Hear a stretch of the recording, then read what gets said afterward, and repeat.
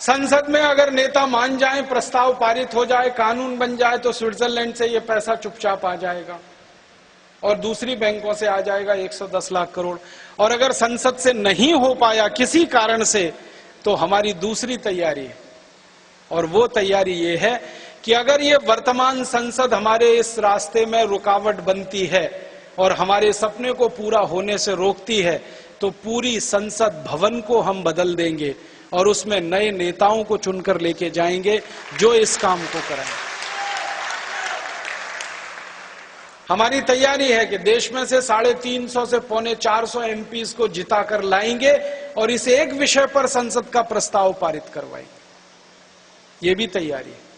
और इससे भी आगे की तैयारी है, 31 राज्यों की विधानसभाएं रास्ते में रुकावट न बने, उन विधानसभाओं को भी बदल देंगे, क्योंकि प्रजातंत्र है, लोकतंत्र है। अब राजाशाही नहीं है कि राजा का लड़का भी राजा हो जाए और उसका भी लड़का राजा हो जाए।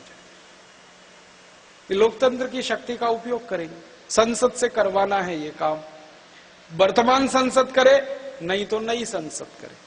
फिर उसके बाद तीसरा रास्ता है, और वो रास्ता है सुप्रीम कोर्ट। हमारे देश में एक बार सुप्रीम कोर्ट में एक मुकदमा आया था, आपको याद दिलाता हूं।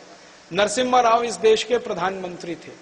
उनके जमाने में एक यूरिया घोटाला हुआ, 133 करोड़ रुपए का पेमेंट किया गया, यूरिया का एक दाना भारत में नहीं आया। जांच हुई तो पता चला 133 करोड़ रुपए स्विस बैंक में जमा हो गया, और जांच हुई तो पता चला नरसिम्हा राव के बेटे के खजाने में जमा हो गया। सुप्रीम कोर्ट ने आदेश दिया कि जिसके खजाने में ये पैसा है उसकी गिरफ्तारी की जाए। तो प्रधानमंत्री के बेटे की गिरफ्तारी हुई और वो जेल गया, और आज भी जेल में है। दूसरा आदेश सुप्रीम कोर्ट ने दिया कि जिनके खजाने में ये पैसा है, वो पैसा राष्ट्र की संपत्ति है, उनकी व्यक्तिगत नहीं है, वो पैसा वापस लाया जाए। तो यहां से अधिकारियों की टीम गई, स्विट्जरलैंड की बैंकों से 133 करोड़ रुपए निकालकर सुप्रीम कोर्ट में जमा किया गया। अगर यूरिया घोटाले का पैसा वापस आ सकता है, तो चारा घोटाले का भी आ सकता है, बोफोर्स घोटाले का भी आ सकता है, सारे घोटालों का पैसा वापस आ सकता है। तो हम सुप्रीम कोर्ट में सुप्रीम कोर्ट के फैसले की याद दिलाते हुए ये काम करवाएंगे। और एक चौथा रास्ता है हमारे पास, अंतर्राष्ट्रीय अदालत में स्विट्जरलैंड के खिलाफ हम मुकदमा करेंगे, क्योंकि स्विट्जरलैंड ने बड़ा अत्याचार किया है उन सब देशों के ऊपर जिनका पैसा उन्होंने अपने यहां रखा हुआ है। आप जानते हैं कितने चालाक लोग हैं ये। स्विट्जरलैंड की बैंकों में जहां ये पैसा जमा होता है, वो बैंक उस पर ब्याज नहीं देते जमा करने वालों को, उल्टा जो जमा करता है उससे सर्विस चार्ज लेते, और उस पैसे को स्विट्जरलैंड की सरकार दूसरे देशों को कर्जे में बांट देती है और उस पर ब्याज लेकर अपना धंधा चलाते रहते हैं। इतने चालाक लोग, उनकी इस चालाकी को दुनिया में एक्सपोज करने की जरूरत है, क्योंकि भारत जैसे 50 देशों के भ्रष्टाचारी लोगों का पैसा उनके यहां जमा है। उन 50 देशों को हम इकट्ठा करेंगे, उनकी तरफ से अंतर्राष्ट्रीय अदालत में मुकदमा करेंगे, और उस मुकदमे के फैसले के आधार पर इस पैसे को वापस लेंगे। आप बोलेंगे ऐसा कभी हुआ है? अभी हुआ है। एक उदाहरण बताता हूं। अमेरिका नाम का एक देश है, बराक ओबामा नाम का, वहां एक राष्ट्रपति चुन के आया, उसने ये काम किया। बराक ओबामा ने अमेरिका के 4490 भ्रष्ट नेताओं का पैसा जो स्विस बैंक में पड़ा था उसको वापस मंगा लिया अभी थोड़े दिन पहले।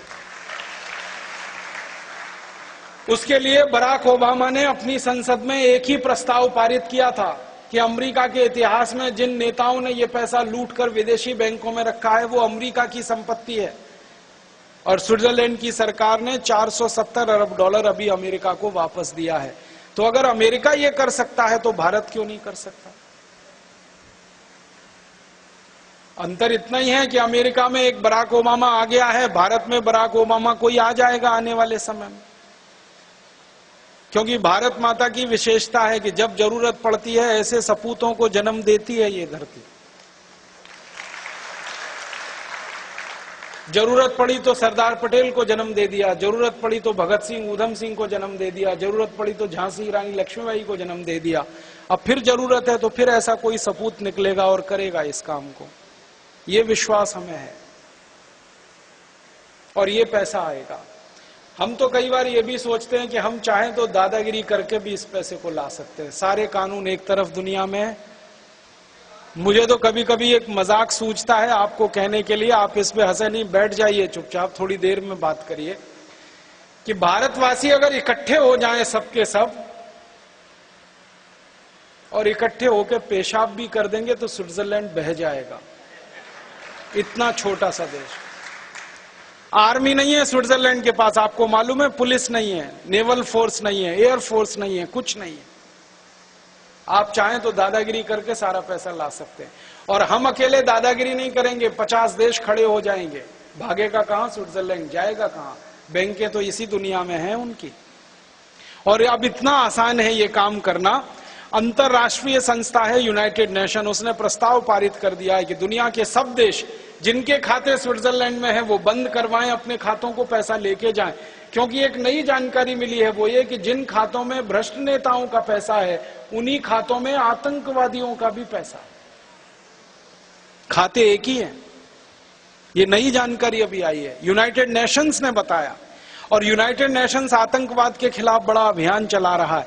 तो यूनाइटेड नेशन का कहना है कि वो सारे नेता आतंकवादी हैं जो धन को अपने अपने देश से लूटकर जमा कर रहे हैं स्विस बैंक में।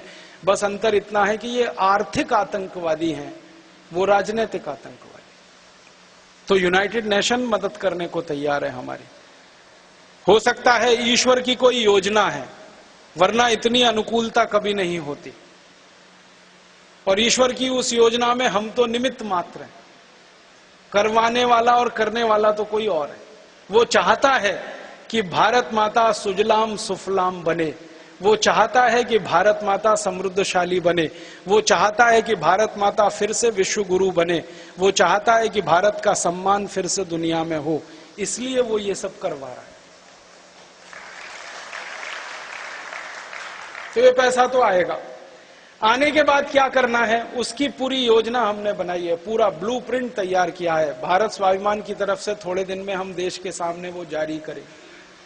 उसके कुछ बिंदु आपसे जरूर कह सकता हूं। सबसे पहला हम क्या करेंगे, ये 110 लाख करोड़ आएगा, इसमें से सबसे पहला खर्चा करेंगे गांव में उद्योग और व्यापार का विकास करने के लिए। गांव में कोई उद्योग नहीं है, जो भी उद्योग हैं शहरों में है। इसलिए गांव के लोग भागकर शहर आते हैं और अपने जीवन जिंदगी में हमेशा दुख पाते हैं। हम चाहते हैं कि गांव में उद्योग लगे। आप बोलेंगे क्या उद्योग गांव में हो सकते हैं? 100 ऐसे उद्योग हैं जो हर गांव में हो सकते हैं, आसानी से हो सकते हैं। जैसे उदाहरण से बताता हूं, हिंदुस्तान के 2 लाख से ज्यादा गांव में कपास पैदा होती है। कपास से चरखा चलाने का काम हर गांव में हो सकता है। उसमें बिजली नहीं लगती, उसमें पानी नहीं लगता, बस हाथ की मेहनत लगती है। अगर 2 लाख गांव में चरखा चलाने का काम शुरू हो जाए तो सारी कपास का सूत हम गांव में ही बना सकते हैं। और फिर सूत से कपड़ा बुनने का काम भी गांव में हो सकता है, क्योंकि कपड़ा बुनने में भी बिजली नहीं लगती, पानी नहीं लगता, वो हाथ का ही खेल है पूरा। और एक दिन मैंने हिसाब निकाला कि 2 लाख गांव में सूत बनना शुरू हो जाए, उस सूत का कपड़ा बनना शुरू हो जाए, वो कपड़ा पहनना हम शुरू कर दें। तो इसके लिए भारत स्वाभिमान ने पहला कदम उठाया कि भारत स्वाभिमान के सभी कार्यकर्ताओं को हाथ से बना, हाथ से बुना खादी का कपड़ा अब पहनना ही होगा, क्योंकि परम पूजनीय स्वामी जी ने खुद खादी पहनना अब शुरू कर दिया। हम दूसरों से कहें तो पहले हम करें, और ये काम जब हम शुरू करेंगे तो करोड़ों हिंदुस्तानी हमें देखकर शुरू करेंगे। खादी की बिक्री अभी पूरे देश में सिर्फ 1 करोड़ लोगों के द्वारा होती है। वो 2 करोड़ हो जाए, 5 करोड़ हो जाए, 10 करोड़ हो जाए तो रोजगार उतना ही बढ़ता जाएगा। मैंने एक दिन हिसाब निकाला, 15 करोड़ लोगों को रोजगार गांव में ही मिल सकता है, खाली खादी का कपड़ा पहनने और उसका उपयोग करने मात्र से। ये एक बड़ा उद्योग हर गांव में हो सकता है। दूसरा उद्योग क्या हो सकता है? हर गांव में सरसों पैदा होती है, तिल पैदा होता है, नारियल पैदा होता है, माने तेल की व्यवस्था सारी गांव में हो सकती है। जहां सरसों पैदा हो सकती है वहां तेल निकल सकता है, जहां नारियल पैदा होता है वहां तेल निकल सकता है। तो तेल निकालने के सारे केंद्र गांव में ही चलेंगे, शहर में